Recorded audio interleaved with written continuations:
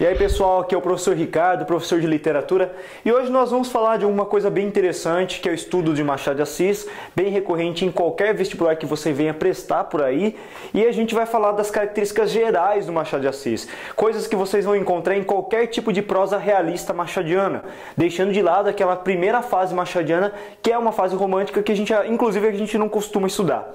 Essa segunda fase realista do Machado de Assis começa em 1881 com a publicação daquele clássico, inclusive referência vestibular para a leitura obrigatória da FUVEST, Memórias Póstumas de Brás Cubas, então na data de 1881, beleza? Então a gente vai firmar essas características e eu quero que vocês acompanhem comigo esse raciocínio de colocar aqui em lousa as características de ordem mais geral do Machado de Assis. Vamos lá?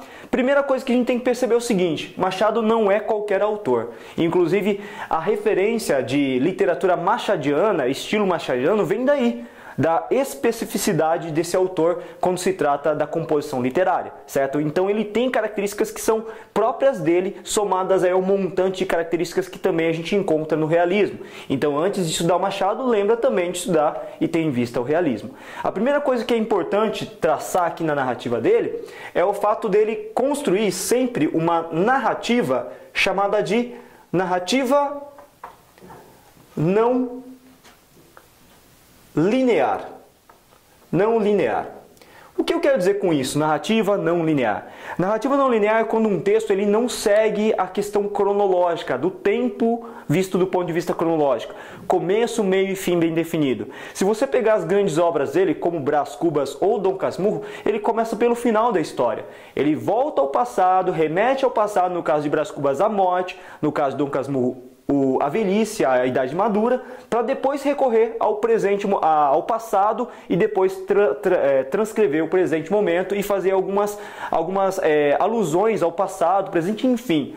São vários tempos que acabam se conjugando ali e dificultando inclusive o processo de compreensão do texto, beleza?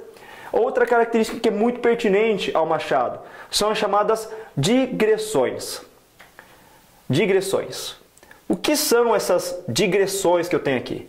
Digressões são todas as pausas que ele faz, pausas narrativas, ele interrompe a narração, interrompe os andamentos da história para fazer uma reflexão. São pausas reflexivas aqui que podem ser extremamente pertinentes, que contribuem para que você consiga compreender melhor a história, ou em algumas situações que não trazem informações tão pertinentes assim, mas que são interessantes para compreender como funciona o pensamento, a psique ali da personagem, do narrador que conta, desenvolve a história. Beleza? Outra coisa que a gente encontra aqui, o constante diálogo com o leitor. Diversas vezes o Machado ele convida você para refletir com ele. Então essas digressões todas, muitas vezes ele vai envolver você, vai chamar o leitor, cara leitora amiga, chamá-lo de amigo.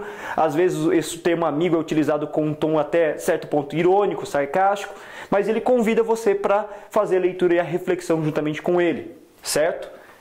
Outra característica que é muito pertinente ao Machado aqui, estão vendo que são várias características que são bem peculiares a ele. A questão da intertextualidade. Intertextualidade. Só para lembrar, quando a gente fala em intertextualidade, lembra que é a relação de semelhança entre textos, o diálogo entre textos. Em Machado, essa intertextualidade acontece de forma direta. Ele retoma muitas informações de textos, de autores, ele apresenta um universo de leitura muito rico. Então, os personagens que narram as histórias, ele tem um conteúdo muito vasto, muito amplo. Então, diversas vezes em Brás Cubas, por exemplo, ele cita ali os pré-socráticos, cita a figura do Shakespeare também, algumas peças como Otelo, por exemplo, em Dom Casmurro. Então, é recorrente a questão da intertextualidade, mostrando o conteúdo, a informação e o universo de leitura que, claro, propende a um indivíduo que tem informação, que tem cultura. Brás Cubas e Dom Casmurro, lembrando, são personagens que pertencem à elite carioca, certo? Outra coisa que é muito pertinente aqui, colocando, a chamada metalinguagem. Metalinguagem. O que seria essa metalinguagem aqui? Lembra que você aprendeu isso em redação. Metalinguagem nada mais é do que um código que explica o próprio código, é uma função de linguagem. Por exemplo, um dicionário é metalinguístico, é a palavra que explica a própria palavra. Se você pegar um programa aí, video show, por exemplo, é a TV que explica a própria TV. Se você pegar um making of de um filme, é um filme que explica o próprio filme, ou seja, um código que explica o próprio código. Os 2 primeiros capítulos, por exemplo, de Dom Casmurro, são metalinguísticos, essencialmente metalinguísticos, ou seja, são capítulos que tentam expor ao leitor o porquê do livro, o porquê do título, o porquê da literatura. Ou seja, é um texto que explica o próprio texto. Então seria isso. Isso tudo é muito recorrente também na obra literária como um todo do Machado de Assis. Outra coisa, o pessimismo. As personagens de Machado de Assis são extremamente pessimistas. Trabalham com pessimismo, com uma ironia, com humor negro, com sarcasmo. Não quer dizer, lembrando vocês aqui, que o Machado também é pessimista. Vamos separar muito bem aqui autor e obra. Autor eu tenho uma coisa, obra eu tenho outro ponto de vista. E o Machado, como profissional da literatura, como um indivíduo extremamente racional que ele era, inteligente, ele conseguia separar e distinguir muito bem o que era literatura de fato, obra, produção poética ou artista, da pessoa que corresponde à figura própria do Machado de Assis como indivíduo, entenderam? Então é importante você salientar isso aqui. Não é porque ele compôs uma literatura pessimista que necessariamente ele também vai ser assim, certo? Então os personagens dele são muito regrados à questão da visão extremamente pessimista, negativista da vida, que regra toda a composição. E, inclusive, a gente poderia afirmar que por meio desse pessimismo ele manifesta isso aqui, ó, as personagens, claro, o niilismo. Niilismo.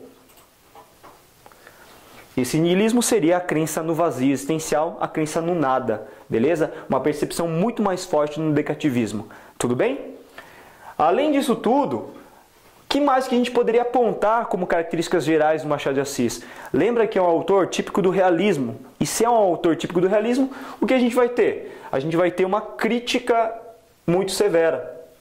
Só que essa crítica ela não vai ser apontado para qualquer lado, para qualquer pessoa. Não, ela vai ser direcionada principalmente para as camadas mais ricas, mais abastadas.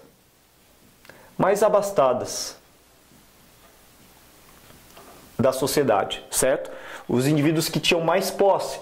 E o alvo vai ser principalmente a questão da hipocrisia e os jogos de interesse que essa sociedade manifesta. Lembrando, por último, para encerrar nossa aula aqui, rapidinho sobre Machado, falamos aqui que ele vai adotar uma premissa, uma máxima, de que a literatura ela deve ser utilizada como um instrumento social, um instrumento moral. Portanto, vamos considerar aqui que o livro nada mais é, quando realista, do que um espelho moral. Mas como assim, professor, um espelho moral?